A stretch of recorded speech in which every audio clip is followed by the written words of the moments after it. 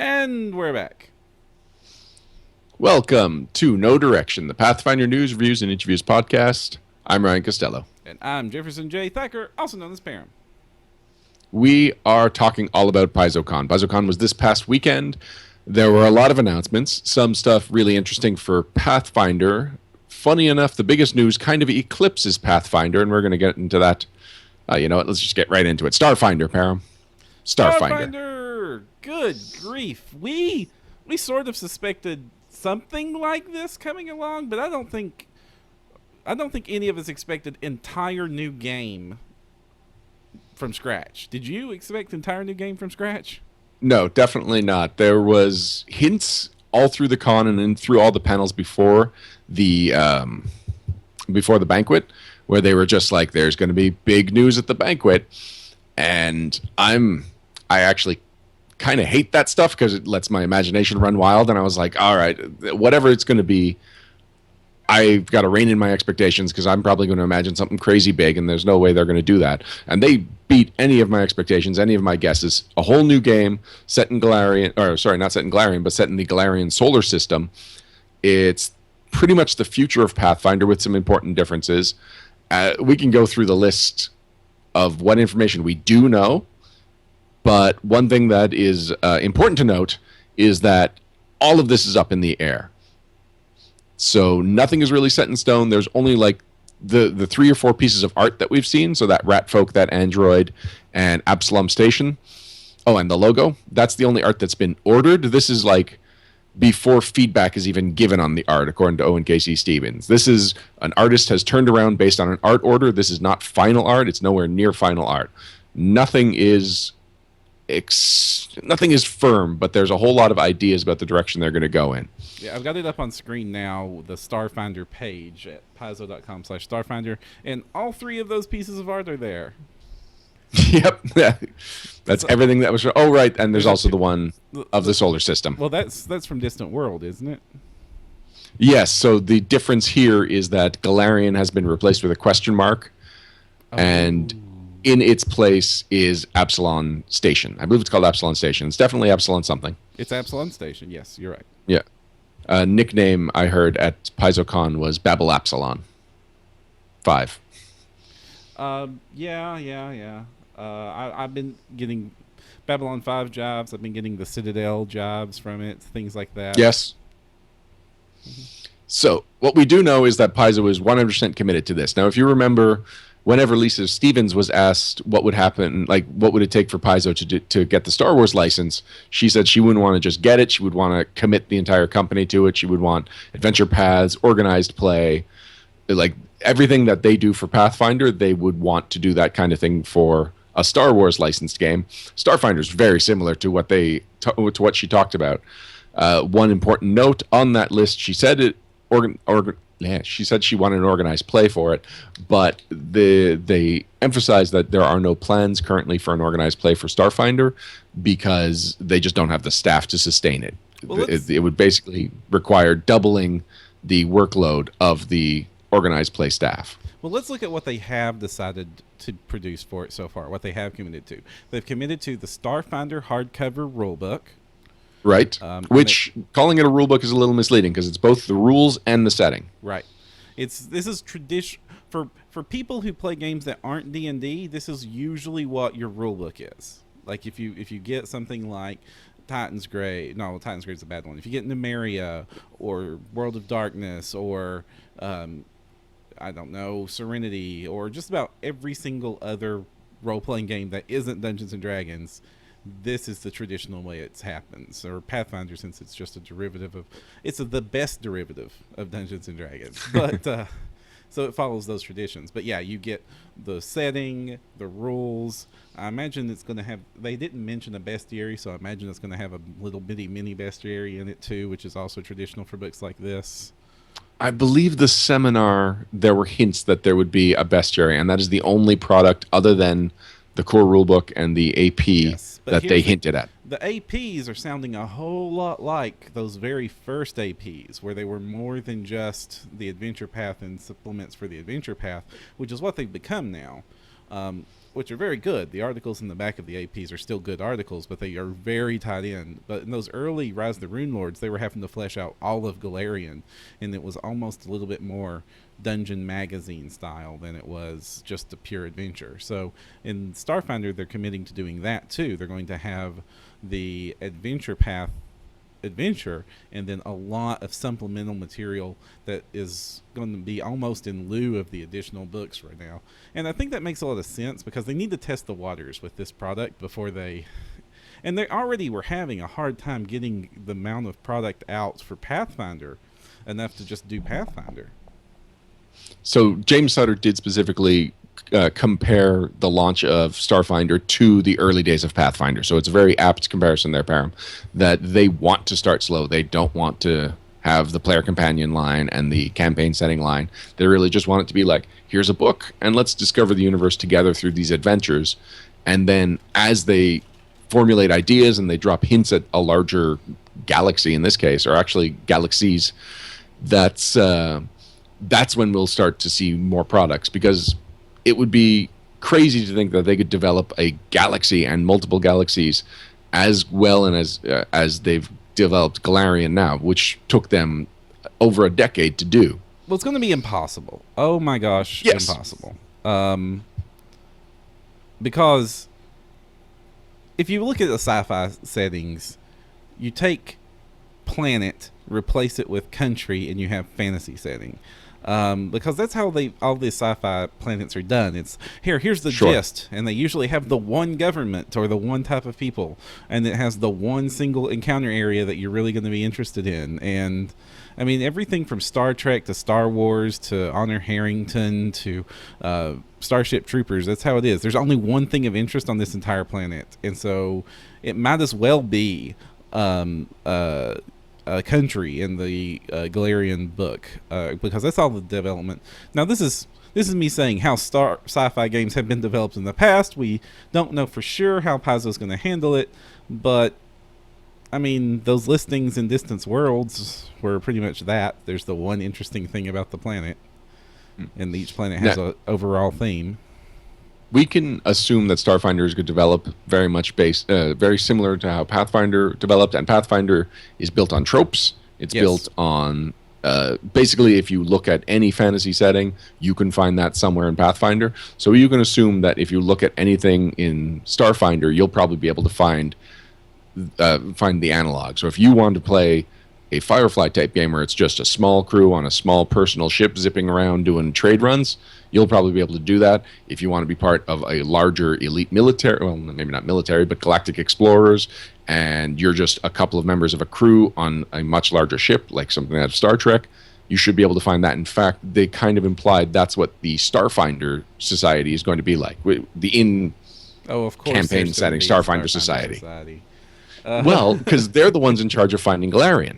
Oh, yes. So, as we said, Galarian has gone missing, and they went into more detail about this at the seminar. There's going to be something that right now they're just calling the Gap. Okay. And it is a period of time that no one has memories of. Ooh. So, in that period of time, so before that period of time starts, before the Gap, there was a planet called Galarian. Right. After the Gap, there was not. And no one knows what happened in that period of time. And James Sutter even said, you can summon a 1,000,000-year-old devil and be like, what happened on these dates? And he will be like, sorry, no idea.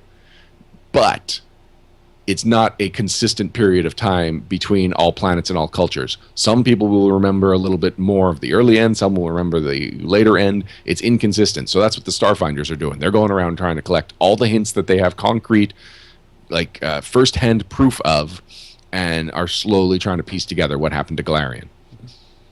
So does the Galarian disappearing, I mean, this is very, very reminiscent of Eridan dying. Is they mentioned any links or hints there? Yes, they actually, I believe it was Sutter that compared it to Eridan dying. This is going to be the big mystery that drives the entire campaign setting forward, but will be too big to be like the subject of an adventure path or the subject of any adventures or books. This is just going to be a setting-defining event. Yep. And I'm just going to say personally, one thing I really liked, like when it was announced, it's like, okay, cool. Pathfinder in space. Okay, cool. They're using the same solar system, so all that stuff that we have information on, now we get to explore that in a way that doesn't upset the people that don't like sci-fi and their fantasy.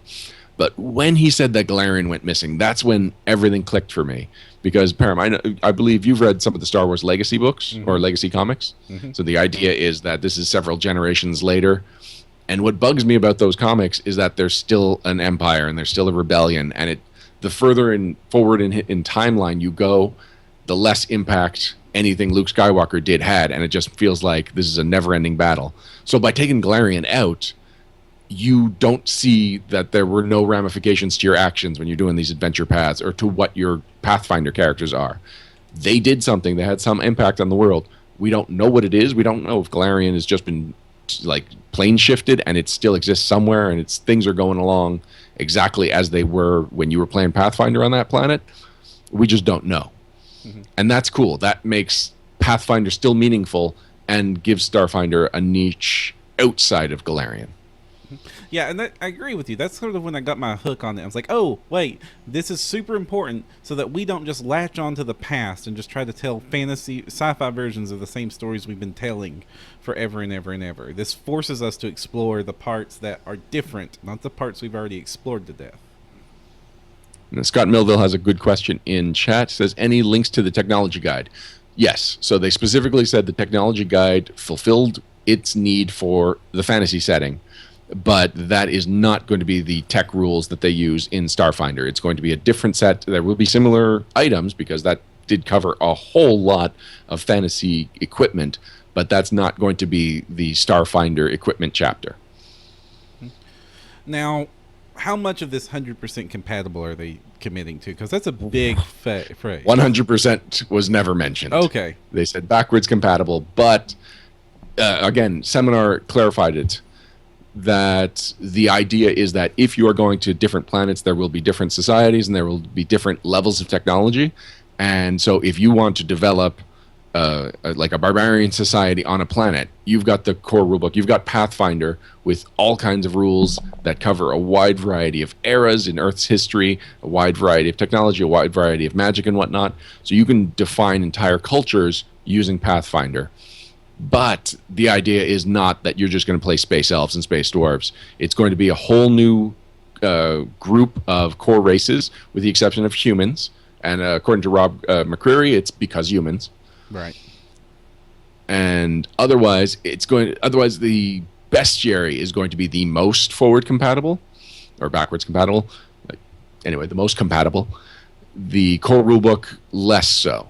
But it's going to be a very similar skeleton. It's going to be the same idea. But I believe James Sutter said that if the choice was between a great option that was poorly backwards compatible or a good option that was great backwards compatible, they would go with the great option. They would go with the great idea. They would make sure Starfinder is the best Starfinder it could be, not the best Pathfinder compatible Starfinder.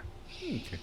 So they're not going to do some of the things that tripped up Pathfinder when they were making sure it was compatible with D&D 3.5. Well, things where they ultimately had to undo it and by releasing Unchained. Yes, and like we all understand historically why they did that, but now they have the choice to not repeat that history, and they are not going to repeat it. So, for example, I was talking to... actually, I don't know... No, I can't. I'm not going to quote someone on this, so I will just say that I was talking to someone about a race they were considering, and if that race was in Pathfinder, that would just... completely unbalance the game. Oh.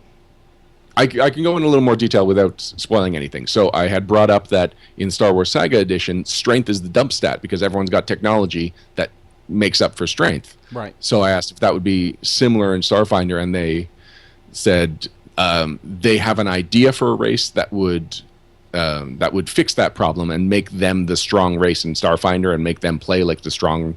Like, they would be the people that are probably the only people using strength, but there were a couple of other rules to make sure that was still a viable build, that because you don't need to make up for laser pistols everywhere in Pathfinder, if you just took that race in Pathfinder, you would just dominate every single combat. Yeah, because laser pistol sort of trumps longsword in almost all cases. Well, it's why we developed laser pistols. It's why we don't see them fighting modern warfare with longswords. Exactly. Yep. But I mean, I'm sure they can come up with reasons. I mean, we're talking about science fantasy here, or at least that's the jive I'm getting. And since we're still talking about demons and gods and stuff, so all you need is laser swords and strength boosters and mech suits and stuff, and the heavy melee dudes are still happy. Oh yeah, definitely. There's power armor. Or there hopefully will be power armor. There are plans for there to be power armor. So yes, there are definitely ways. Like in an arms race, where laser pistols are an option, then anti-laser armor would definitely be an option. Otherwise, it wouldn't be a balanced system, and everyone would just bow to the people with the laser pistols. Couple of other things that were brought up at the seminar that were not brought up at the announcement banquet. I mentioned that there's going to be multiple galaxies. So James Sutter, he described it as after the gap, we've got evolving intergalactic travel. And so there is a land rush to all the new planets in the solar systems outside. So the main solar system, the Absalom of the campaign setting, will be the solar system we're familiar with, but that's not limited. It's not limited to there.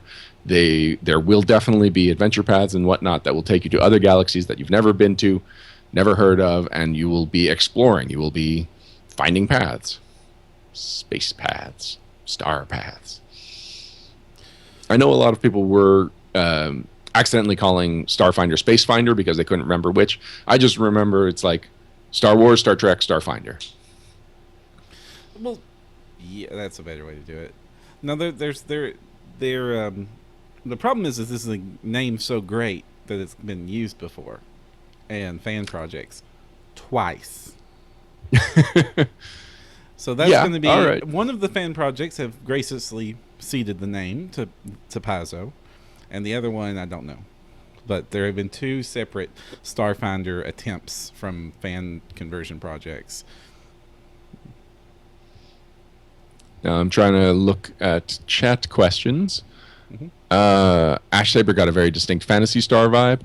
You know what? And yes, because Phantasy Star is very much a fantasy. It's kind of like He-Man and Eberron. It's technology-influenced fantasy more than it is science fiction. But honestly, during the announcement alone, there were 4 or 5 different things that I was like, I directly recognize this from this one thing right here. And it's like, Phantasy Star didn't come to mind then. It does come to mind now. Mass Effect, like you mentioned with the Citadel Param, that definitely came to mind. There's a little bit of Mass Effect to the visuals that we've seen so far. And that's Pathfinder. It just makes sense that we are seeing all these influences. So there was a question we were asked on our Facebook page that I think is worth repeating the answer we got from the seminar. Someone asked how this would affect the Pathfinder release schedule. There's 2 ways it's affecting it. One, as we're going to talk about in a minute, the spring book next year is going to be the Encounters Codex. Yeah, I saw that and immediately was like, softball. Exactly. This is something so that the design teams are relieved of having to design whole new systems, do a lot of playtesting. It's a great way of freeing it up because, well, we'll talk about the Encounter Codex later. But yeah, so we are getting the lightest rules we've gotten ever from a Pathfinder RPG hardcover book to make room in the design schedule for Starfinder. The other thing, yes. Can I talk about the Encounter real quick? The Sure. second I saw that book, and I mean, I love Paizo to death, but the second I saw that book, I was like, okay, that's a softball product. That's an obvious cross-product promotion book. Yes. And then I remember the miniature combat handbook, the miniature handbook for D&D 3, which was the same thing for D&D, but also minis. Anyway. I mean, I'm glad it's a useful book. I'm glad it's coming out, but I really wish they hadn't promoted it as the hardcover. It should have just been the thing we put out. Well, I mean, there was not a whole lot of information or emphasis on the Encounter Codex. We got the gist of it, which is pretty much all they could. Like, we didn't get any example encounters, but we'll get to that in a few minutes. Okay. So the other thing, and this is the major impact, it doesn't seem like we are getting a hardcover release at Gen Con 2017 for the RPG line. Whoa. From what I gathered from talking to, or well, from the seminar and then asking some clarifying questions after the fact, we are getting Starfinder instead of a hardcover book. So now, when you listen to the seminar, I posed this question during the seminar, and it was, the way they worded it is that it would bump a book, and so I wanted to clear it up. Like, so it's not going to be at Gen Con, but will there be 3 RPG hardcovers that year? And I didn't get a firm answer on that, so I don't know if it's not clear or if they're just not ready to handle that yet.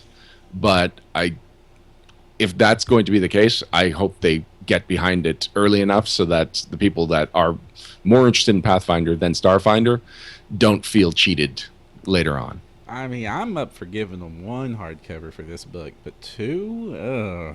1.5, because we're actually getting a release. I'm not counting that thing. I'm never Wow. going to count that thing. That thing.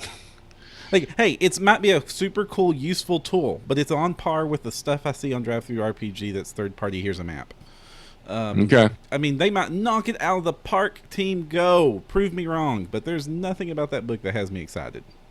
All right. Well, we're definitely going to talk to somebody about Starfinder in the as immediate future as we can, and that will be something that we want clarified, because we definitely got an answer that I felt was kind of clear, but it was not the answer I think a lot of people want to hear. Well, but, I mean, it's the answer.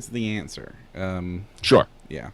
I mean, and they need to knock this out of the park, or it's just going to be a stain on their performance. I mean, this thing has to be awesome, which is why I was hoping for the 100% backwards compatible, because then they could get away with cutting the number of Pathfinder books if you can pull double duty out of each side.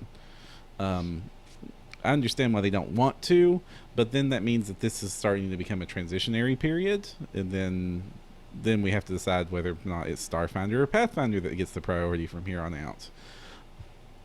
So I do just want to touch on that. So I was surprised at the banquet, and then later talking to people at PaizoCon, how positive the response to Starfinder was. I would have expected it to be a little more like the response the ACG got, which was, that seems neat, that seems interesting. I'm not sure if it's for me, but good for you. No, it really seemed like people were personally invested in Starfinder. And the few that weren't, they were still happy because they don't like their chocolate and their peanut butter. And I think from Starfinder on, we're going to get a lot less sci-fi in Pathfinder. We've had the Numerian Adventure Path. We've had the Technology Guide. We have seen more influence of science fiction in Pathfinder since then, especially in Pathfinder Society. And once they've got Starfinder, I expect there to be a much harder border between what constitutes a Pathfinder option and what constitutes a Starfinder option. Okay, but let's talk about science fantasy. All right. They've been talking about doing sci-fi stuff for a while, and we know they have a love affair with Star Wars, or at least Lisa does, very, very strongly. Yes. And there are some shades of Star Wars on this, obviously. There's shades of a lot of pulp stuff, obviously, and Star Wars is pulp, very much pulp. But it was interesting that they put so much fantasy in it. The fact that they were talking directly about gods and demons right away is interesting. And they're not the only ones. There's been a trend lately of science fantasy gaming coming around.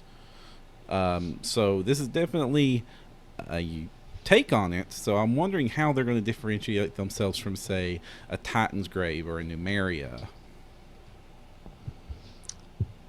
I don't have the answer for that. Right. I am also curious. I think it's just going to be the breadth of the options. But you've brought up, so you kind of talked about the trend. Let's start this over. Speaking of the trend in science fiction, there's actually been quite a lot of third-party products for Pathfinder going in this direction. We've got Athera that just launched, and that was put together last year. Has the book actually come out? Oh, I think it's on the cusp of coming out. Right. And then Legendary Games has, I believe it's called Legendary Planet. I was just trying to I was just on their website trying to find it really quick. Shop, all products, Legendary Planet. Yeah, so Legendary Planet is their star hopping Stargate campaign setting that Neil Spicer was really super behind. And these are two one's a major third-party publisher. Legendary Games is. Robert Brooks is a former RPG Superstar contender, and he put together an amazing team. Well, we brought him on the show to talk about it for a couple of hours. Yeah, and people we were excited. People are excited. People were excited at PaizoCon for Aethera. Mm-hmm. I think he was kind of conflicted after the fact. He wasn't down on Starfinder. I think it just meant that he had to reassess how he was going forward with Aethera. Right. Well, I did see he posted on social media on Facebook that as of today, there was a sudden giant spike in Aethera pre-orders. Which so congratulations for him. So it seems that this is helping him. Definitely, yeah. If he takes Aethera, sees what Paizo's doing, and then adjusts Aethera to be compatible, then he's got a step ahead of the competition right now, by far. And Ash Saber in chat has clarified that Aethera is in editing right now, no exact release date yet, so it's not as far along as I implied. Mm-hmm. Scott Melville says interplanetary teleport is going to be a thing, isn't it? Yes, but more like a Stargate.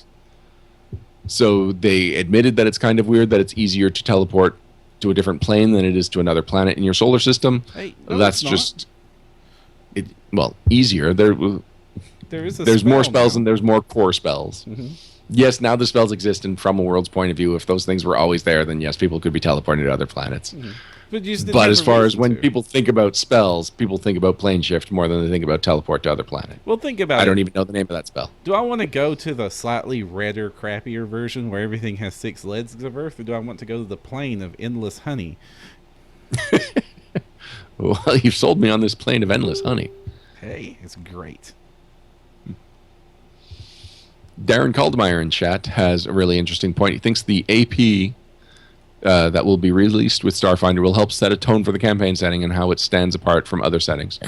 I'm curious. We know nothing about the adventure path. When Rob McCurry was asked point blank about it, he could not answer it. Not even that he didn't want to. I don't think he has an answer for exactly what they're doing with the AP yet. And it would be interesting. Will it be like Rise of the Rune Lords, which takes place in a very confined space, like a very limited region geographically speaking? And that just becomes the center point for most of the action that's taking place in Starfinder, and anything outside of that region is considered exotic? Or are we going to try and cover as much ground as possible and go to multiple different planets so that the stuff that's already been established gets a little bit more explored? Because unlike Galarian, they're not building the Starfinder solar system from the ground up. They've got a lot of stuff that people are actually super excited for, and I don't know if everyone will be willing to wait for their, I don't know what the 7th planet's name is, but for an adventure that takes place there. Now, I hope they go with it kind of like they have. I hope they sort of cop the Star Wars release style, and what they've sort of shifted very recently on the Pathfinders front, where each of the books in the Star. Have you seen the new Star Wars role playing game and messed around with it? Only on shelves. Okay, each of the books is a whole theme of style of play.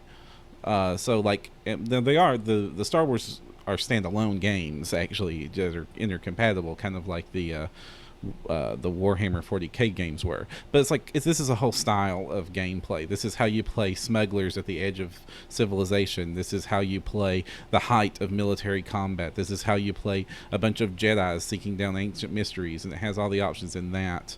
So I hope that like they start with the Starfinder book and they establish the core little world, and then the next book is sort of like mysteries of space, and it's all about exploring the far reaches in the Star Trek style, or it's like smuggling or something, and it's all about surviving as your little crew and dodging the law and all that jazz. And so they can take little styles of pulp and turn those styles into standalone mini settings that have supporting rule sets for it, and it just kind of like they did for Ultimate Intrigue or upcoming Horror Adventures or Occult Adventures, where it was not just giving you some rules but a whole flavor of campaign to use those rules with at the same time. There was some chatter about that in the seminar. So when Sutter was explaining everything they expect to fit into the core rulebook, they just sounded like they were releasing a 10,000 page book. That's it was what like I was thinking. I was like, I mean, just gonna be thinking of another one of the CRBs, this monstrous Yeah. tomb that scares to death anybody you put it in front of. CRB plus inner sea region, except that instead of an inner sea region, it's looking at a dozen planets and then other solar systems. Plus, the rule book will have to include at least some space travel, space combat, spaceship information. I don't know how they can do it on the trimmed down release schedule that they said they wanted. I'm really looking forward to it. Like, this could be Najaf. This could be the thing that shifts me away from Pathfinder if they do it right. Because I really love the science fantasy stuff. I really love the pulpy science fiction with, Flash Gordon and Ming and the land of the space elf wizards. And, this stuff is cool. And I like it. And it has a lot of potential. But it's really hard to do right. And it's proven to be really hard to do in D20. Like, space combat in D20, I don't think I've seen it done right yet. In chat, Monica Marlowe, No Direction Network's own Monica Marlowe, says they added almost 150 pages because it wouldn't fit it all. That's right. He was talking about he had the outline, and then the outline's already grown by 150 pages as more and more people, including Eric Mona, who you figure would be the guy saying, like, stay on page count. He's the one coming up and being like, well, you got to have rules for this, right? And this and this. So I have a feeling they're just going to document everything everybody wants in the core rulebook and then be like, well, we've got our release schedule until 2020. The last thing, I think we're ready to move on from Starfinder, right? Just about? Yeah. I mean, are you digging it? Like, where are you on the hype level for Starfinder right now? So I'd like to be part of the playtest, and that was the last thing I wanted to touch on. So they talked about there won't be a public playtest. There will be a private beta that in the banquet they said would be invite only, but then in the seminar they said, no, it'll definitely be, we want to invite important freelancers, people like important volunteers for Pathfinder Society, and then also have some kind of lottery to get just regular players. I don't know any better word than just regular players. So players other than fit into that category to get them into the playtest as well. And I would love to be in this playtest, but if I get invited and then none of my group wants to participate, actually I could probably find enough other people that would be interested. So yeah, all right. I hope I'm in this playtest. I'll be honest, my group has already been like, dude, get in the playtest. They're willing to abandon ship in the middle of Reign of Winter to just switch over to playtest this. And we are having a freaking blast in Reign of Winter. Sure. My group is super excited for Hell's Rebels, which hasn't started yet. But I am definitely going to bring up Starfinder to see. I might run a monthly game, maybe every other weekend where I would usually have a board game night. I'll just have like a 6-hour Starfinder session. I mean, this is all, assuming I'm not in the playtest, this is how I could see fitting it into my life. Because, yeah, you know what? I am excited enough for Starfinder that I would consider running this as a second RPG. Yep. And depending on how this goes, it might become a new primary RPG. I mean, if it's everything that's good about Pathfinder plus starships. Sorry, I was distracted by chat. Oh, I said it might become my primary RPG if it's everything that's good about Pathfinder plus starships. All right. So yes, we are done Starfinder. But there was other good things announced. That wasn't the Encounter Codex. There was so we found out about. Go ahead. There was the Villain Codex. Oh, all right. So we're going straight to the Villain Codex. All right, Villain Codex is our November book. Stephen Radney McFarlane answered a question. It looked like against, like, in the RPG seminar, somebody asked if there would be a number in the title of the book that was coming out in November, and he said no.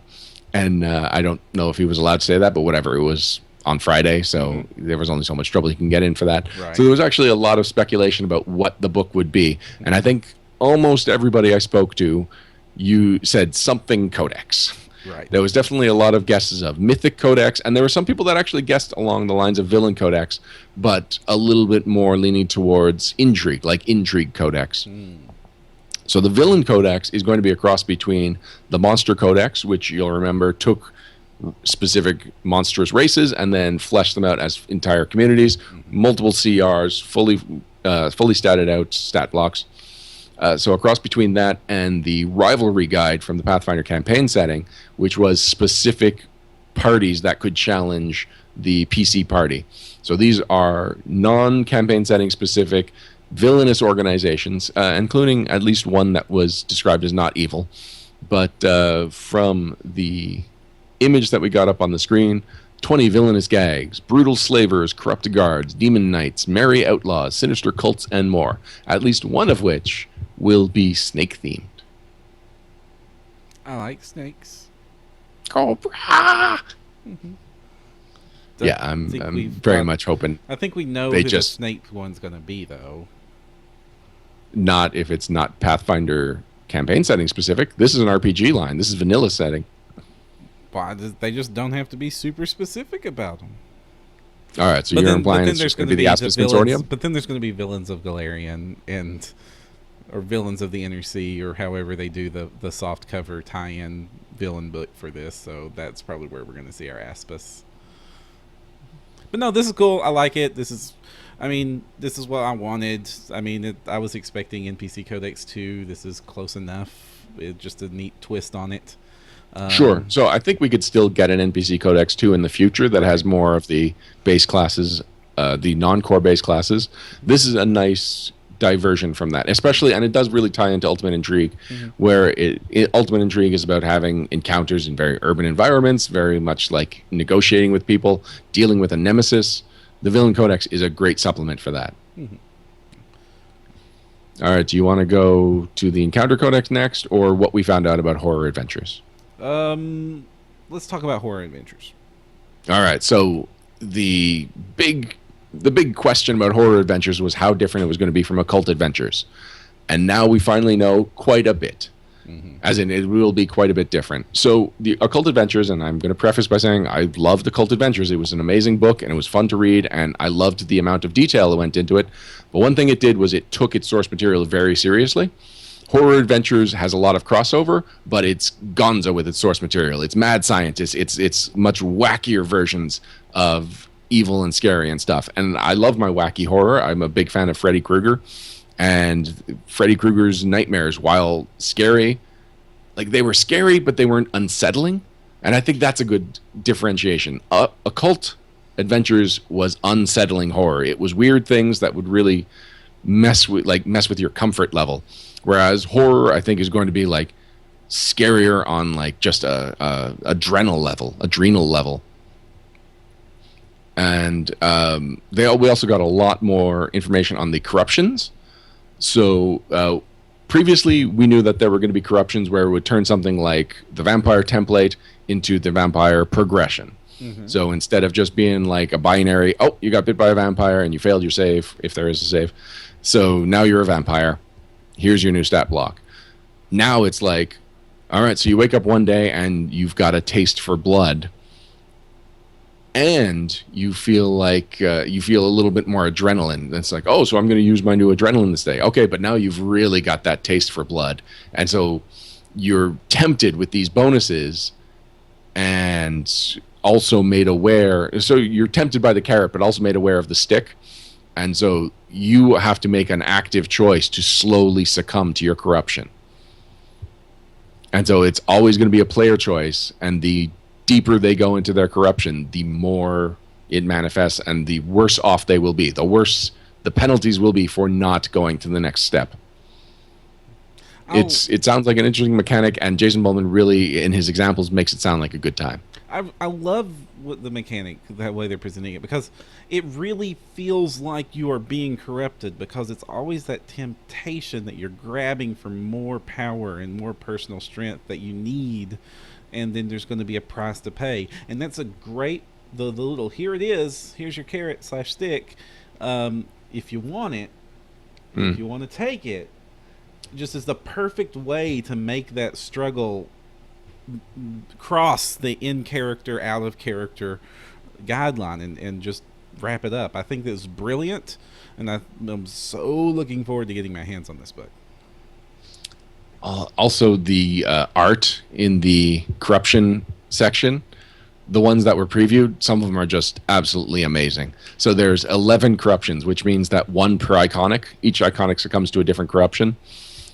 Valeros is one of the more disturbing to me. He's falling to the Promethean corruption, so he is slowly replacing body parts with construct parts. Oh, that's not fun. No, no, it's not. And I I couldn't believe figure out it's. when I was looking at that slide. I'm pulling it up on screen now so everybody can see it. Oh, good. When I was looking at this graph, it's going to be a little blurry, guys.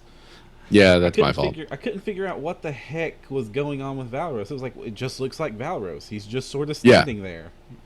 There's some that it's really obvious, like Leanie is clearly a werewolf right there. Mm-hmm. And Seela right in the middle, you see that she's fallen to a hellbound corruption. Mm-hmm. And the justification is that she's been working with a devil who's like, I will work towards the greater good with you. So if you slowly sacrifice your soul, the other people, the number of other people that will benefit from your sacrifice will be great.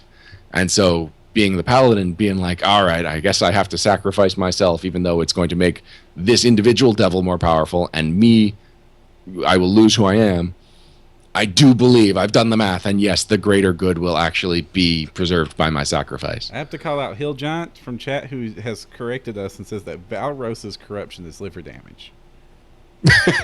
Actually, that's one of the reasons they were talking about making him Promethean. That first thing he did was replace all his just failing organs. Oh. And then it was slowly like, well, now that I'm part construct, I notice that I give myself this arm and suddenly I've got a great AC and I'm super strong and feel no pain.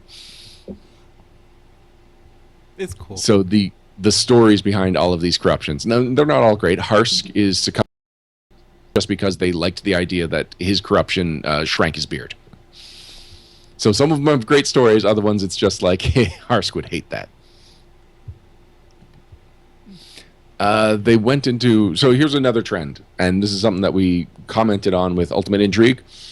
This is kind of a GM's book. A lot of the archetypes... It seems like... Yeah, a lot of the archetypes make great villains. Mm-hmm. And honestly, when you're talking about horror, it's rare to the point that I can't think of an example other than maybe Terror Inc. from Marvel in the 90s. It's rare that you have the scary person being the protagonist that you get behind. So for this to be a book with many player options, it doesn't make a whole lot of sense. And so I don't know how deliberate it was. There's definitely no base classes in the book. But by the end of it, it's more than just the one chapter on running horror adventures. It feels like horror adventures is almost exclusively for the GM. There will be feats, there will be archetypes, there will be spells, and players will have access to them, but a lot of them were written with villains in mind. I mean, and then again, since we've got Hell's Vengeance this year, maybe it's a good year for a lot of villain-focused options because, we're the bad guys all of a sudden. And they've got some... It looks like they also have some peril stuff, like your heart being squeezed to death, burning at the stake, rules for a guillotine, rules for being lost in a haunted horror maze. I mean, it looks like they're going to just basically tick off the tropes of, like, this is the adventures that you're going to not like being in. Oh. But I dig it. I mean, this is...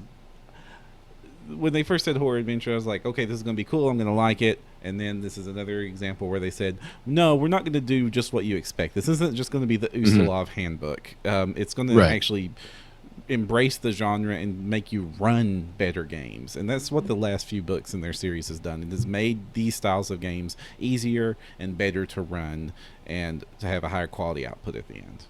Right. Between horror and occult as themes, horror is much... Like, it has to do a lot less work to win me over. But after seeing Jason's presentation on this, I am super excited for horror adventures. Even though I don't even know how often I'm going to use these options, they just sound so much fun. You keep talking about these really cool presentations. Isn't this a good time to tell our audience where they can listen to or watch these presentations? Sure. On my computer right now, I have the 2016 Banquet movie all set up. All it needs is a couple of graphics at the beginning and end so people know where they got it from. It's going to be uploaded to our YouTube channel probably overnight tonight, and then tomorrow morning I will confirm the upload. So you'll be able to get this tomorrow morning. And then later on in the shoutouts, I'm going to talk about just how many of the seminars I've recorded and when I plan on releasing them. So keep an eye on nodirectionpodcast.com and youtube.com/nodirection. All right. Excellent. All right. So I would like to talk a little bit more about Encounter Codex. I'm being called out for being savage on the chat over this. Look, you're allowed to have an opinion. And nothing you said was like, this book can't win me over. It's just, yeah, all right. I think all of your points were valid, even if a lot of them were negative. Okay, this is my opinion on this book. I'm just going to lay it out first. Okay, this sounds like a really cool book that I will buy. But this is like a tool. I don't consider this... This is where I'm putting this right next to my book of 1 billion feats that I bought because it was also a useful tool. But I don't want to consider this the new hardcover because, I mean, it might be a hardcover. It might be a big old thick book full of awesome. It looks like it's going to be how many pages? The full contingent of pages. Okay. Basically it's a full hardcover's worth of pages, but this is a tool. This is a set thing of convenience, and it's also a product tie-in product. And this could be great and fantastic, but it doesn't seem to me that it rises to the level of Occult Adventures or Horror Adventures or Ultimate Intrigue, where these are knock them out of the park game redefining books that deserve Emmy nominations automatically. All right. So what's funny is you keep saying it's a tie-in product like that's a bad thing, but that's actually when I got on board for the Encounter Codex, when they said that all of the encounters are going to use existing flip maps and map packs, and then it's going to describe the pawn that you can use for this encounter, and the stat blocks will just be references to the monster codexes, the bestiaries, the NPC codexes. It's basically, it reminds me of my 40k days where I was just super excited about Warhammer 40k and I would just go and buy everything. If there is that guy for Pathfinder and he's just got like 1 million options, it could be overwhelming, and you can start feeling like, I have bought so much stuff and I don't get to use any of it. Like, I get frustrated whenever there's an original map in a Pathfinder Society scenario, because it's like, I could just buy a map and it would be the coolest map and make this encounter something special, but because you made an exclusive new map, now I just got to draw my squiggly lines that people make fun of. So, like, having a thing where it's like, hey, you want to run a super cool encounter? Here is how to get the right monsters in the right setting with the right rules. You don't have to use just a generic stand-in. You can use just exactly this stuff that I know I probably already own. That makes this book way more worth it for me, because there's like no thinking involved. There's just cross-referencing and some shopping. And there was definitely another thing. Nope, that's it. I like that it ties into the other products. Now, the reason that I'm cautious about that is you didn't come with me for the 4th edition days, did you? You stayed. I did not. Okay. They had a lot of these same overtures about this being a great advantage in the 4th edition products too, and some of the products leading up to 4th edition, where all of the maps are going to be using our pre-made maps and their map tokens, and that way you can just go use these things and you'll have the exact map. And what it ended up becoming was a whole lot of, oh, we're in this room again that we've been in a dozen times, and there's the statue that's going to be in that room. And because this room fits so well with this other room, that we know the writer's going to pick, oh, and here's the temple room that is exactly like the temple room we were in last year. And it just that where the encounters got reused and the maps got reused over and over and over again, it just sort of made them less special, where there was no more sense of awe. It was almost like we were playing video games and just hitting the random number generator in Diablo to see which version of the Lost Underground we got this week. And I trust Paizo to do better than that, but I've been there and it pretty much ruined the mapping of 4th edition. One of the things I absolutely despise across the board in 4th edition was the maps. There's definitely that sense when I play Pathfinder Society, and it's like, oh, we're in another opera house. This exact same opera house. Like, anytime the opera house shows up, there's just something about that that's like, this is so specific that I can't believe I've been here 3 times. Mm-hmm. So, yeah, all right, and that's 100% valid. I don't know how often they're going to reuse specific maps in different encounters because they've got so many maps right now that it's not like they can be like, here's 20 different encounters for this map, and the next chapter is 20 for this map, because then they'd only have a dozen of their maps before they would run out of space. But they don't have 300 maps. I agree. I think. So how many maps do they have? Do we know how many maps have ever been made? Like, how many flip maps? I'm going to find that out. You talk for a couple of seconds. I'm going to find out that answer to that right now. Oh, that's wonderful. I've said my piece about the Encounter Codex, but let's see. Oh, I was talking to some Pathfinder Society GMs, and they had a concern that instead of just having a new encounter written out in Pathfinder Society, that it would just say, like, see this page of the Encounter Codex. That, I agree, is a very valid concern. I know that when it's something like see this page in the Monster Codex, that's a great way to save some space and save some development because those rules already exist. But it also means that the word count that a Pathfinder Society scenario writer would have normally had to commit to a new NPC, they now have for more encounters, which is why Pathfinder Society is getting just so long and so big and so complicated because so much of the so much of the things that used to take up space and word count is now shorthanded somewhere else. And if they're going to go with entire encounters, one, you're going to get that opera house feeling times 100 because it's not just going to be the same location, but potentially even the exact same encounter, and that would be a major problem. But the opposite, one thing I can see the Encounter Codex being good for, and even in Pathfinder Society, is if they go off the rails, it can say like, oh, if the PCs insist on exploring this other avenue, you can distract them or get them back on track, or have them hit the dead end, and in that dead end, they will find this encounter that's not related to the adventure, but is something that you can play out if things go in that direction. So not as one of the encounters for the scenario, but as an optional other encounter if it naturally progresses in that direction. Will the flip maps also? Will the Encounter Codex also use the map packs? I'm not sure. He kept saying flip maps, but I would be surprised if they didn't also use the flip maps. Because there is, assuming that this is a 320-page book or around there, which is like a lot of the other books. That's a fair assumption. There are 65 flip maps. Then there are also 3 jumbo flip maps that are going to come out. That are non-generic? Yeah, there's 3 jumbo flip maps. There's Bigger Dungeon, Bigger Tavern, and Bigger Town, City. Oh, okay. I couldn't remember the third one. I can't remember the third one, but it's the bigger. Oh, well, I'll just click the button and tell you. But if they did that and they included the flip maps, then they could have 2 pages per map. One, here's the map. The other page, here's what's on the map and how to run it. And then it would be every other page. But if they didn't and they were just using the flip maps, then it would be 3 pages. No, 4 pages, and not quite even there yet. Yeah, 4 pages is only 240 pages, and even if you have so we're talking several. Are you counting pages. both sides as 2 different maps? Because that's 130 maps, individual maps. Because each side. Oh, okay. Let's say 100. Every flip map has a reverse. Every flip side has a reverse. Just some of them don't have a different enough reverse. So let's say 100. Some of them just maps have blanks. This is the water tiles. This is the. Oh, but that's very few. And I just cut off 30 maps to account for that. So if we said 100 unique maps across the 65 map products, is that a fair number? Probably. So then that's one for every 3 pages. Okay.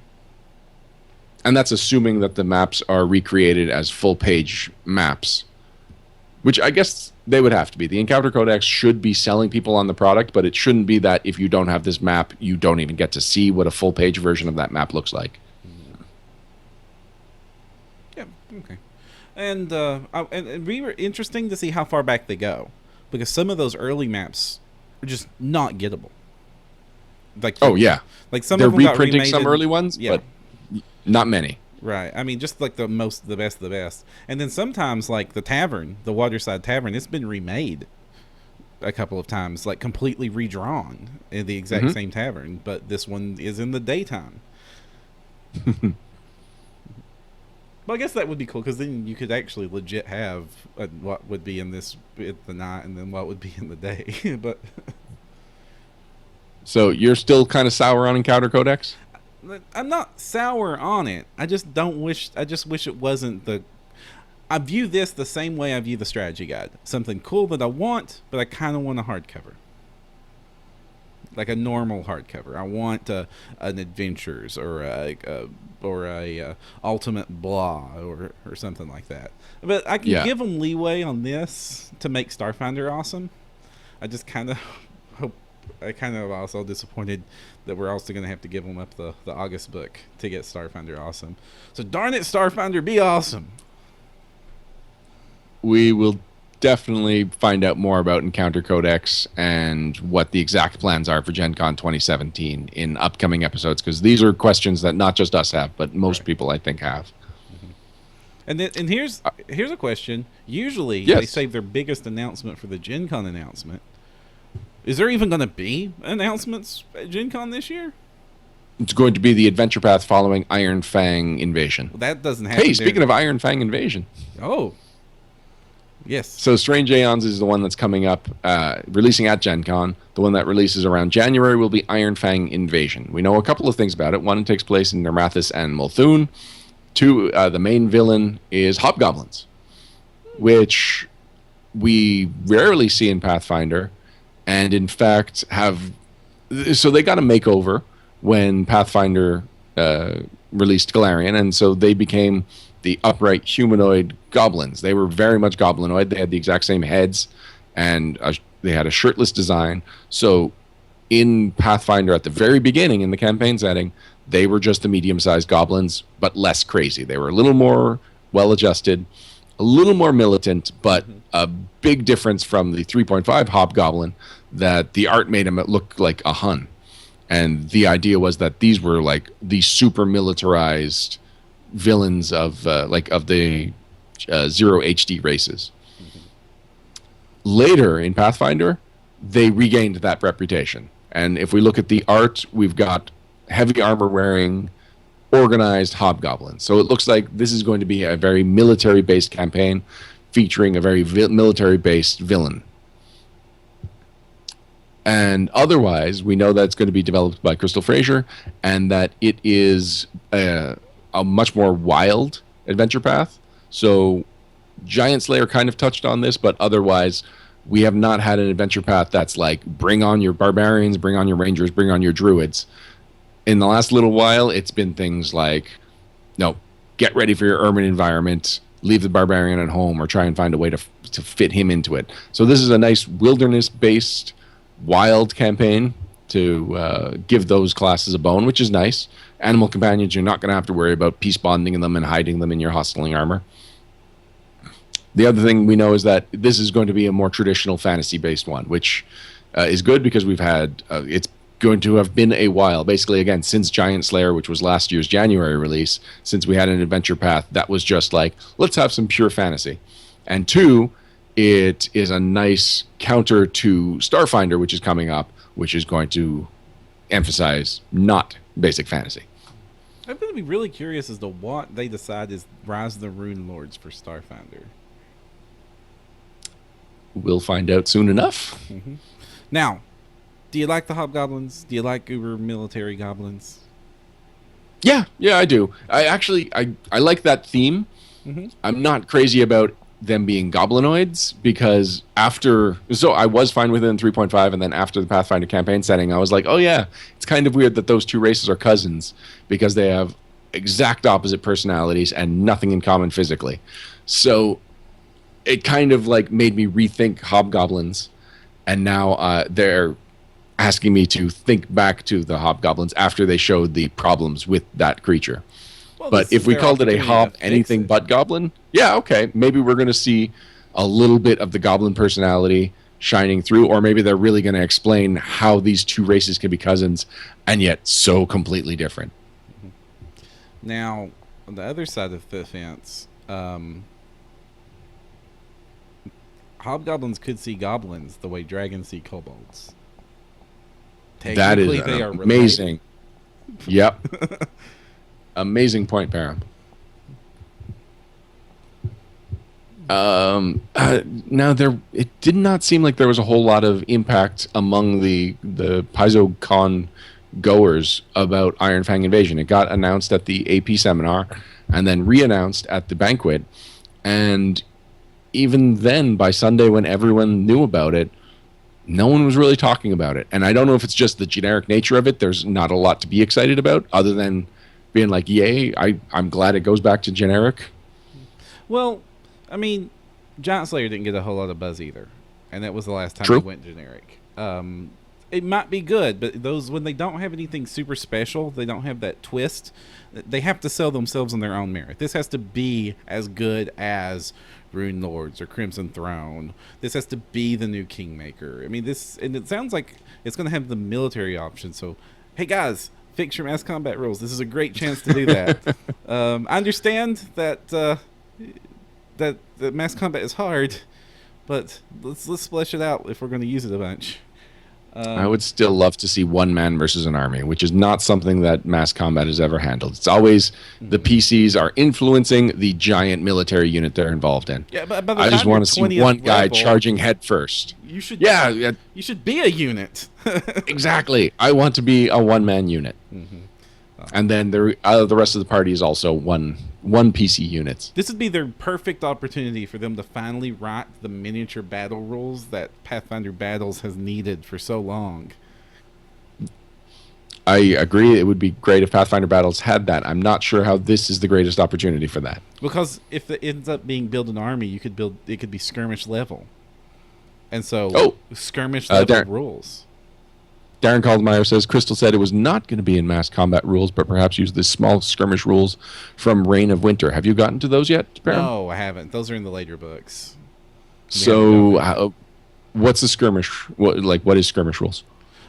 Skirmish just is conceptually. where you have a lot of miniatures on the table, so you need to resolve the combat quicker, but you don't want to do it as full troops roll off. Let's see which army survives. It's like, here's a group of things that act as a unit and can move around and works really well. So like, I can roll these 5 goblins, I'm using them, they're all going to move and do their thing, and this is all one set of quick rolls. And the combat is much more simplified because the full breadth of Pathfinder combat is just too much. Like, you know what happens when you have 5 or 6 villains on the field with 5 or 6 party members. Imagine when you have 20. You have to find a way to quickly resolve that. Okay, well that's good. I remember in the Player's Handbook 2 and 3.5 they had the mob and gang rules, which was basically medium and larger sized swarms. And I always love those because sometimes the story demands that there's just a whole mess of lower level mooks. But if you just actually put a whole mess of lower level mooks against the PCs, they're just going to get destroyed. Right. That fighter will finally get to use his cleave. Right. And that's what this was. This was because you can put like a format like. Okay, it's minor spoilers for Reign of Winter that we have spoiled 1,000 times. And my players, quit listening for the next 5 seconds or 30 seconds. It was mainly used when you started getting the Russian troops involved. And that, like, it showed charts of here's how many Russian troops are going to be in this 4x4 formation, and it's cool stuff. Okay. And it's exactly it's basically the mob rules. Well, that's good, because I liked the mob rules. I mean, you're not going against an army, but it's one versus a unit, at least. Yep. There were 2 other things we learned about the AP line. We've got some more information on Strange Aeons, and we got some more information on Curse of the Crimson Throne. Which one do you want to talk about first? Strange Aeons. All right, so one thing that was pointed out was that a lot of monsters that we consider Lovecraftian were invented by Chaosium for the Call of Cthulhu role-playing game. Ooh, this is true. Chaosium was just that good at creating things in the style of Lovecraft that role players playing that game just assumed that somewhere there was some Lovecraft short story that this was based on. And even the ones that were in the short story, Chaosium were the first people that had to figure out what these looked like and make the art. So when you think of what a deep one looks like, it's Chaosium that drew it. Paizo will be working with Chaosium on the Pathfinder Adventure Path. They'll be introducing new deep ones and great old ones that were originally created in Chaosium and are the intellectual property of Chaosium. They're going to be working with them, licensing with them to get those creatures into the Strange Aeons Adventure Path. And every volume in the Adventure Path, even the first one, will have a different great old one. Oh, you know what? I don't know if they're going to be part of the adventure or in a bestiary in the back. No. I do know that there will be an article about the Necronomicon. This is because we're going to be starting. There's a lot more detail about Strange Aeons than there was about Iron Fang, guys. So small spoiler warning. If to talk about this in any detail, we'll have some small spoilers, especially for early on in the AP. And I'm trying to stall so I can scroll to the AP. Sure. And Calidormus, I believe I'm saying that right. Sorry, I know you've told me how to pronounce it in the past. But he's in chat, or she, and asked if there will be playable Deep 1 races. I did not hear about that, and I did not even think to ask about that. There totally should be, right? Scott Melville says there's already a Deep 1 hybrid race. Scott, I'd like more information on this playable Deep 1 race. Hybrid, but still. Because, anyway, I don't think there should be for the Strange Aeons adventure path, because you're kind of crossing into what's making the villains so cool and mysterious. And I think it's better if it's just a party of regular folk that are in the weirdest situation of their lives. But on a larger scale, if it's just... Sorry, Monica says that I'm asking for a friend.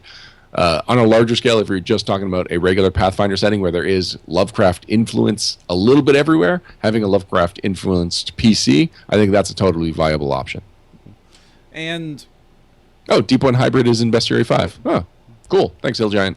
I don't know how to give him permission to link. It got censored from our Twitch chat.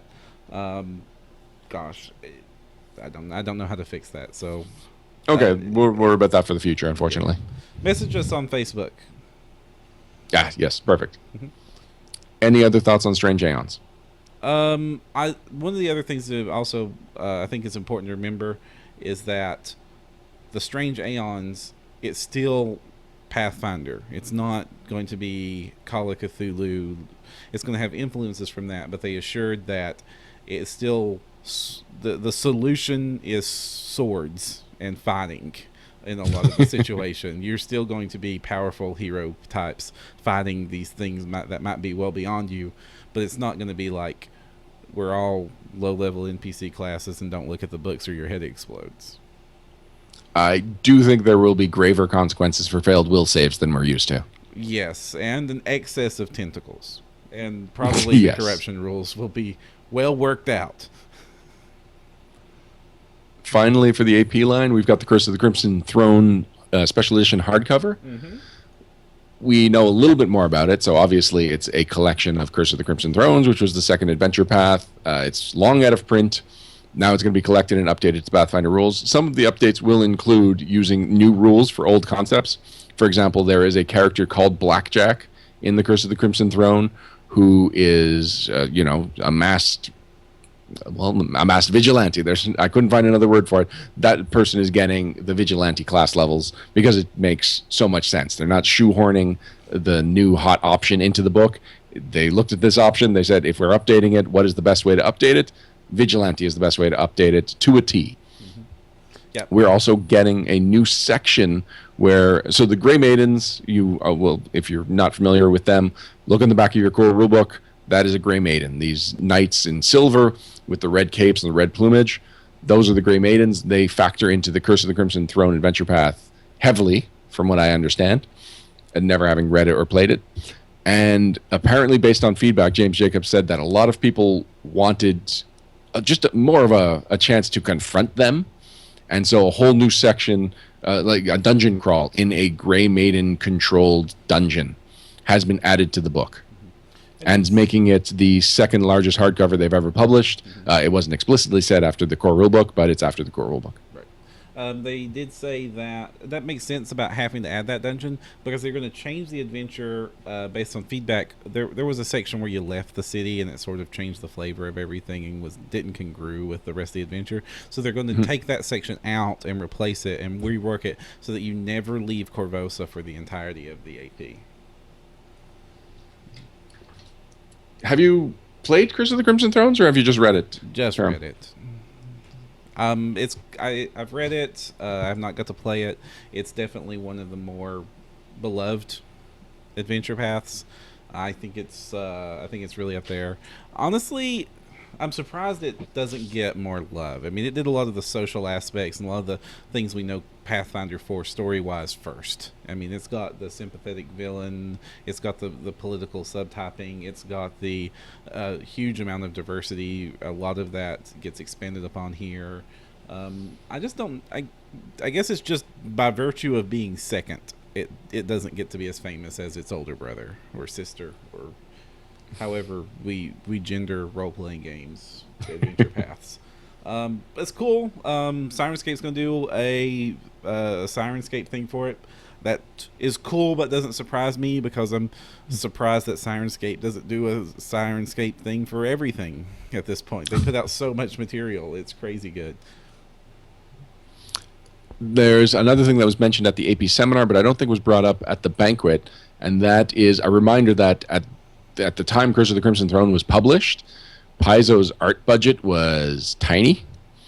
And the only reason the core rulebook, which kind of put them on the map, looked so gorgeous is because it had the accumulated art of several adventure paths and only had a dozen original pieces of art in it. So Curse of the Crimson Throne had a lot less art than you would expect from your average AP, and not as refined, and it didn't have that Pathfinder look. The Pathfinder look wasn't defined as much yet, other than Wayne Reynolds definitely being a heavy influence on what Pathfinder looks like. So Curse of the Crimson Throne is going to have a massive art budget with all kinds of new pieces of art that really will bring to life some things that have only been depicted as words up till now. Right. I mean, a lot of this, there was if you remember the beta book where like the pieces had sort of this painted, water painted look or real oil painted splotchy look that was really exaggerated, kind of like you saw in video games that were coming out at the time. Dragon Age or Guild Wars were using this same sort of art style. Pathfinder moved away from that. I kind of miss some of those pieces in early art that they moved away from. That's when you had the elf with the huge ears, like the ears Sure. that were twice the size of his head, and things like that. A lot of that was in Crimson Throne. I always preferred the beta rulebook lineup of races for the for the race chapter than the core rulebook one. Me too. I loved but the art style was like so contrast. That was not Wayne Reynolds inspired in the least. It was very. It was almost like there was a lot of anime influence. A lot of it looked kind of like what the Warcraft races looked like, the elves especially, also the gnomes. So I can see why they distanced themselves from it. We have a question from N. Calidormus that relates to something else that was said in the ATP seminar. They're saying they'd love a Carrion Crown hardcover.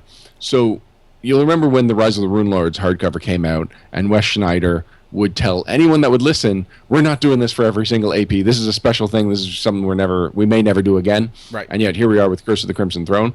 So one thing that was emphasized in the AP seminar was that, yes, there are 2 or 3 other 3.5 edition adventure paths, but the difference between Curse of the Crimson Throne and things like Second Darkness is that Curse of the Crimson Throne is completely sold out, whereas you can still buy enough of Second Darkness to run it.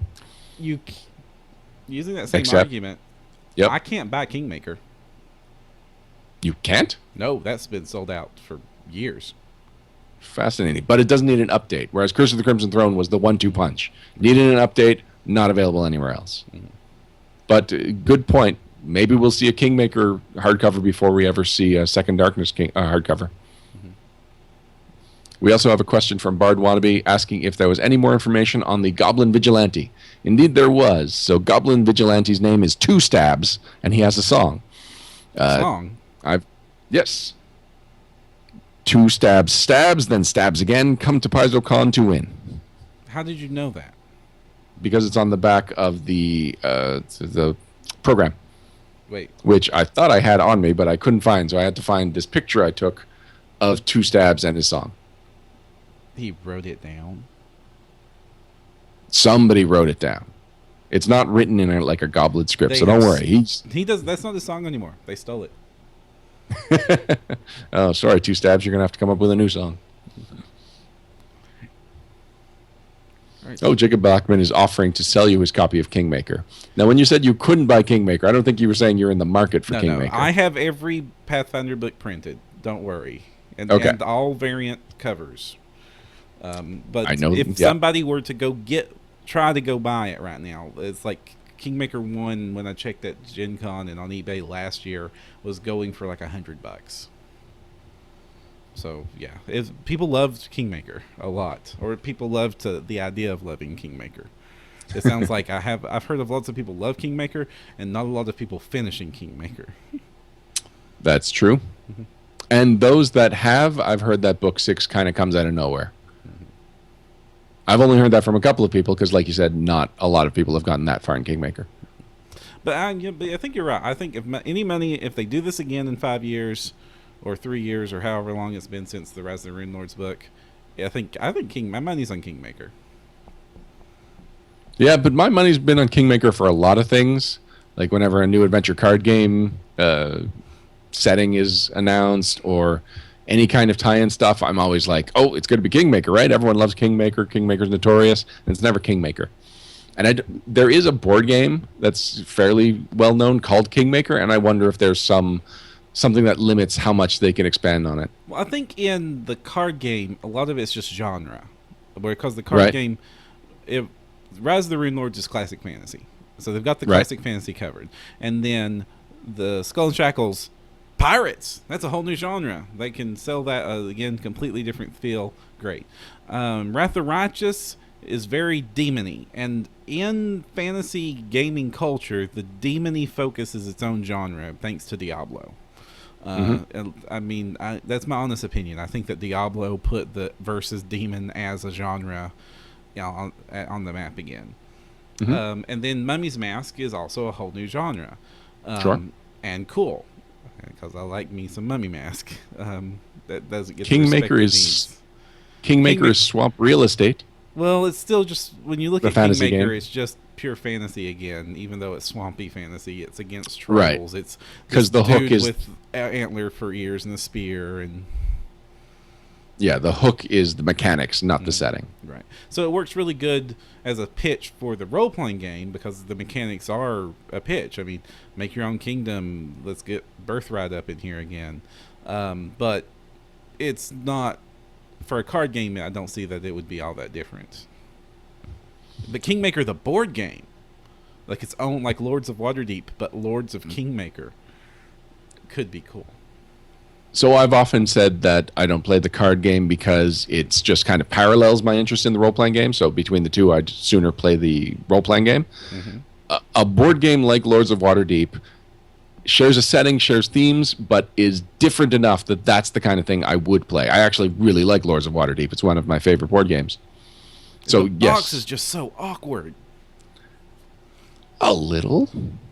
Yeah, we have because it doesn't close all the way and it's got that like hamburger line. Yeah, at the store, it's constantly a problem. It's falling off the shelf. Everything's getting spilled. It's tearing up. Copies get torn up on the shelf all the time. I mean, it's a great game, but that box is super awkward. I never had these problems. That's fascinating. All right, are you ready to talk about Pathfinder Society? There's society stuff going on? Of course, there's society stuff going on. Now, some of this stuff was alluded to when we had Tanya on the podcast a couple of months ago. Right. And John? John was there too, right? Yes, and John. Yeah, okay. So we'll just go down the list that we know. We saw the new Pathfinder Society faction pins. Mm-hmm. Those were released at the store. That was not announced or anything. It took 5 seconds for me to buy those. All right, well, so that's something that a lot of Paizo staff didn't even know was coming until they saw them on the shelves. That's weird. We know for a fact that they won't give you a reroll, unlike a lot of other Pathfinder merchandise like the T-shirts and the folios. Mm-hmm. Usually if you buy something and you show up at the table with something special, mm-hmm. your benefit is a reroll. Right. Here you get a benefit. It is not a reroll. It is related to your faction, and we don't know much more about that than that. Except it can there be will used be a once blog per post with more encounter. details. They said it can be used per encounter, not per session. And that's all we've got. Yep. So, Pathfinder Society is bringing encounter powers to Pathfinder. Oh. But they would have sold the pins to me anyway if it was just they're pins. They're cool, Sure. aren't they? They are cool. I meant to grab the Grab and Lodge pin before I left, and I did not. And now I'm gonna have to find some other way to get that. It's on the Gen website. Con, I guess. For Yeah, it's on the website. $5. They're super cheap. That's why it was so easy for me to go add the cart, add the cart, add the cart, add the cart, add the cart. So the next big news was something we talked a lot about when we had that Pathfinder Society episode, Pathfinder Society Academy. It is not going to be the kids program that we thought it might be. It is going to be the beginners program, which will be kid friendly. Right. So it's not going to be it's not going to exclude adults. It will allow adults that have never played the game. This is a good way to get into it without being drowned in lore, without getting bogged down by rules. It will rate every single scenario, and it will tell you appropriateness based on age of the themes, complexity of the rules. I don't know if it will talk to you about complexity of how much knowledge of the campaign setting you'll know, but that was listed as one of the points that this is lighter. This is Pathfinder Society, but it is lighter. It is aimed to make sure that you don't get intimidated by the massive vastness that is the Pathfinder campaign setting / role-playing game. Now, is this just for Pathfinder Academy adventures, or is they going to go back and give these ratings to the entire back catalog? As I understand it, they're giving the entire back catalog these ratings. That is great. Agreed. And you know what? When you talk to Pathfinder Society players, they have some of them have photographic knowledge of everything Pathfinder Society. And so I don't even think it's as massive an undertaking as you're thinking. Yes, it's, about 200 scenarios now? Mm-hmm. Some of them will tell you right away, this scenario has this one scene or this one line of dialogue where the Paracountess says something inappropriate. But other than that, it's easily PG or heavy G rated. It's like, okay, quantify it, go double check that stuff. It's not something that they're going to have to read every single scenario from the ground up. Mm-hmm. But also announced was what the new year was going to be. Year of the Stolen Storm. So the last couple of years we've seen Pathfinder Society not tie into the adventure paths, and I think everyone's happier for it. The year of the not Risen Rood, the Skyfall Key, Starfall, the one that tied into Iron Gods. Right. I think that one alienated a certain portion of the fans, the certain portion that will be happy that Starfinder's taking that stuff and flying it to another galaxy. Yep. But yeah, with the year of the year of the Serpent last year, and now Year of the Stolen Storm, we've got very different very different themes from the adventure paths that are running concurrent with that year. We don't know how many tentacles are involved in this storm. Virtually none. Oh, well, good then. So we've got the 5 elemental lords. We know about them from what book are they described in? I don't know much about the 5 elemental lords. Sorry, I think it might be in Inner Sea Gods. Okay. I'm going to say Inner Sea Gods. I might be totally wrong. But anyway, they've been outlined at some point, and they are all evil. But there were actually 5 good elemental lords that were their counterparts. The 5 evil ones actually worked together and captured the good elemental lords. So an artifact related to one of the good elemental lords has fallen into the hands, or has become available, and that's what the Pathfinder Society is trying to get their hands on before a nefarious group gets it and can use it for ill. And along with the new theme, we've got some new races that have been unlocked. 4 of the 5 Geniekin races, so the Ifrit, the Sylph, the Oread, and the Undine, they have all been unlocked. The Suli is the only one that is still locked. Did they mention why the Suli was still locked? They mentioned that there would be chronicle sheets that unlock the Suli. Oh. But I don't know if it was mechanical or thematic reasons or storyline reasons. All I know is that it is the exception of the Geniekin races. And of course, each Geniekin is also tied to one of the elements, which is what the Elemental Lords are all about. So we've got our fire, water, earth, and air-based races now. And what's cool is that they're not actually locking up any of the other races that were usually... Because usually, like with Asamar and the Tieflings, they were available for any character for a couple of years, and then eventually they were then locked back up as options. So they're not locking up any options. So now there's going to be 15 total playable races that anyone making a Pathfinder Society character can make, which I believe is the most ever by quite a bit. And this is cool because I really like the Geniekin races because first, Geniekin, cool concept. Sure. Secondly, I like elemental races so that you can, especially because I like spellcasters, and if I want to theme my spellcasting, it's really cool to also be made of the stuff I'm hurting you with. Mm-hmm.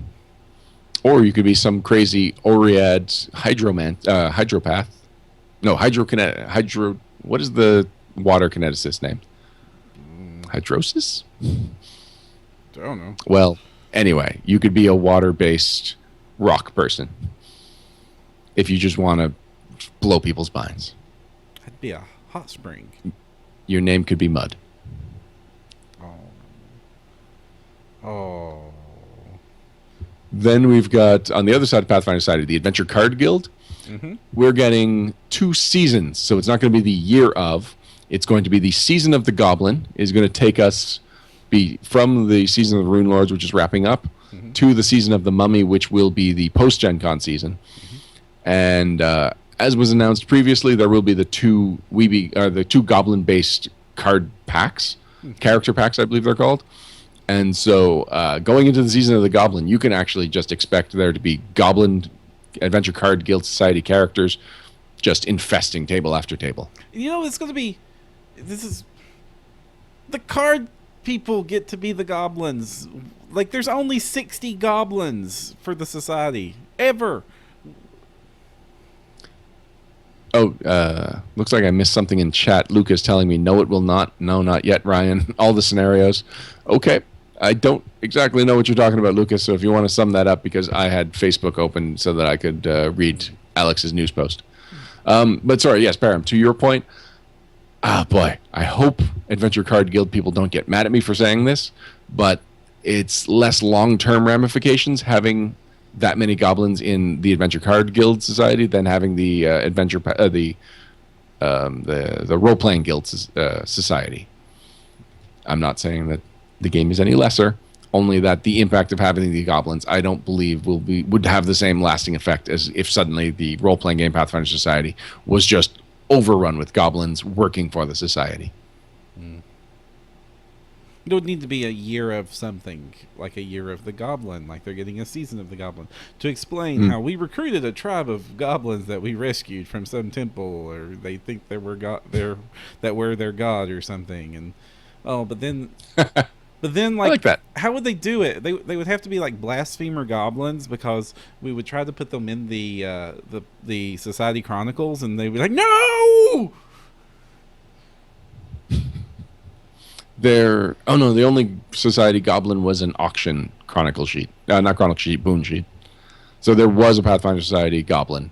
No, there was the boon sheet, and that one was auction, but then there was like... Was there another way of getting a goblin? I think there was... You could get a goblin with like the first 60 coins. Like there was some super hard way to get the goblin. Like, right. Like super prestigious way to have gotten the goblin, like back in season 0. Oh, really? Back in season 0? Yeah. I didn't even know about that. Yeah. Like they were talking about it the very first now. time I was ever recording something for you. I'm sorry, Param. I retain information. I have very poor information retention.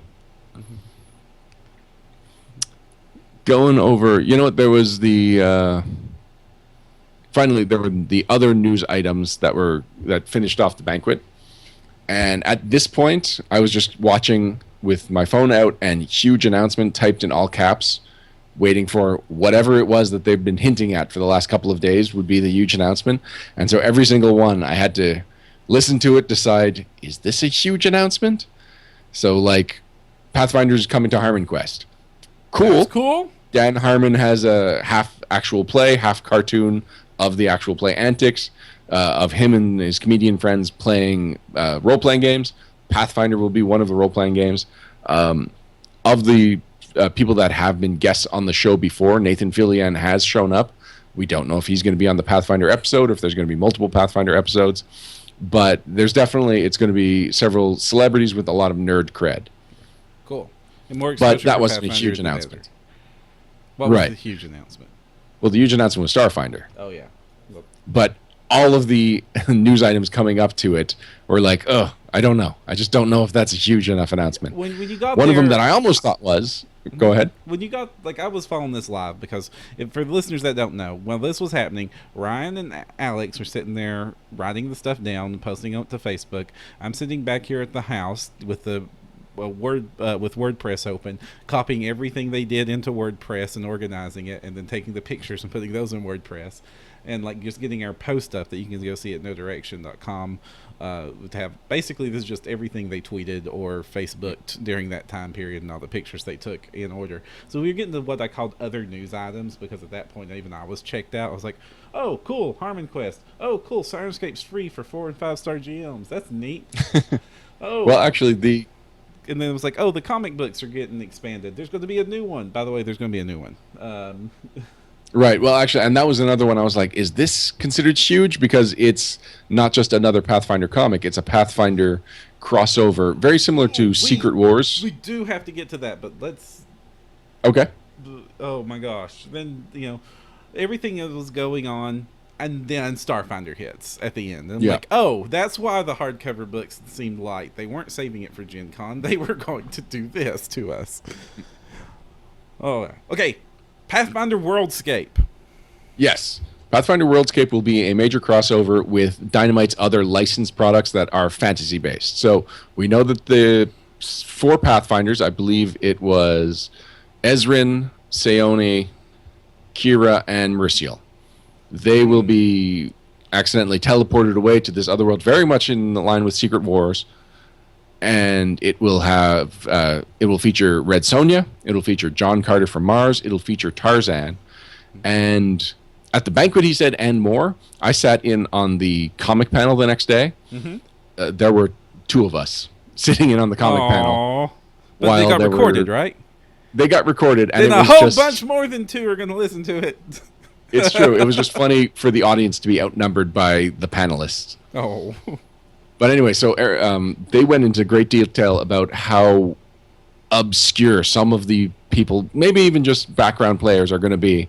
I don't remember all the details, information retention problems and all, but it has been recorded. So listen to Eric Mona and see if you can hear how his face lit up when Wes asked him to name the most obscure character that he's going to be using in this crossover, because Eric Mona's love of pulp just does not compare to any other love that I have ever seen a man have for his geeky subject. He is like so well informed and just can like pull this information at the drop of a hat. He knows this stuff so well, better than anyone that I've ever known, and he loves talking about it. Woo-hoo. And that brings us to the end of the product announcements. There's one other announcement that is that defines the banquet, and that is the Volunteer of the Year. Mm-hmm. This year, the Volunteer of the Year is someone that, you know what, I'll admit I have not given him enough credit on the podcast. He manages the Archives of Nethys, and I think I've maybe mentioned the Archives of Nethys twice, and both times it was prefaced by saying, I should talk about Archives of Nethys more, because I use this quite a lot, especially when I was making Pathfinder Society characters, because he specifically calls out through iconography what is a Pathfinder Society legal option versus what is just not sanctioned.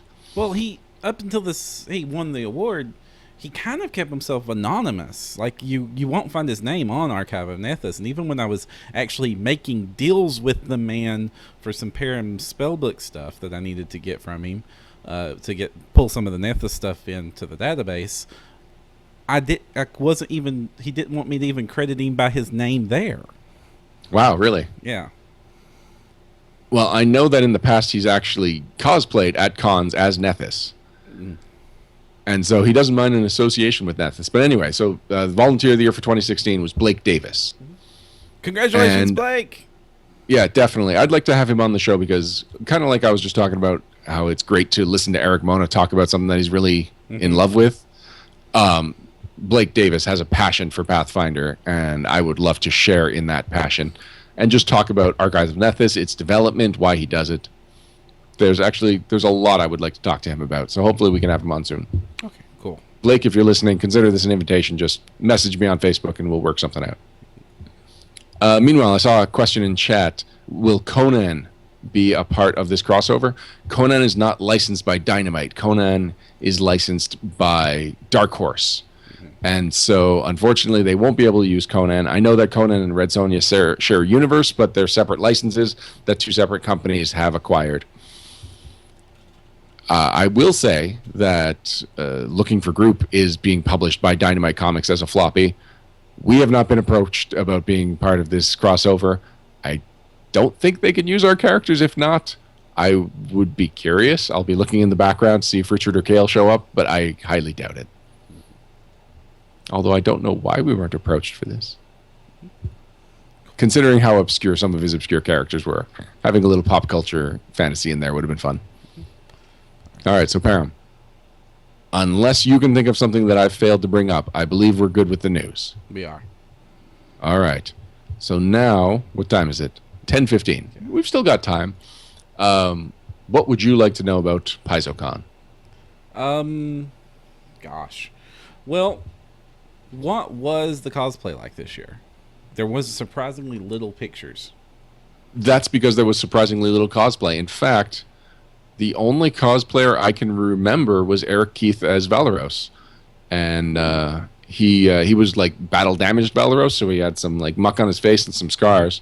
But otherwise, it was mostly his costume that we've seen before. Obviously, he does modifications every year. Right. But it was Eric Keith as Valeros. It's something that we have seen in some variation before. I was hoping for Mythic Valeros, but I think maybe that'll be someday in the future. So otherwise, yeah, I can't remember any cosplayers, and I'm kind of shocked. I don't know. Like, PaizoCon is not a cosplay heavy convention, but usually you would get at least a couple of iconics. So yeah. All right. So, Param, I don't know how to be subtle about this. So you just said you need to wrap up. Yep. So I guess we'll talk about my PaizoCon experiences in a banter episode in the near future. Yes.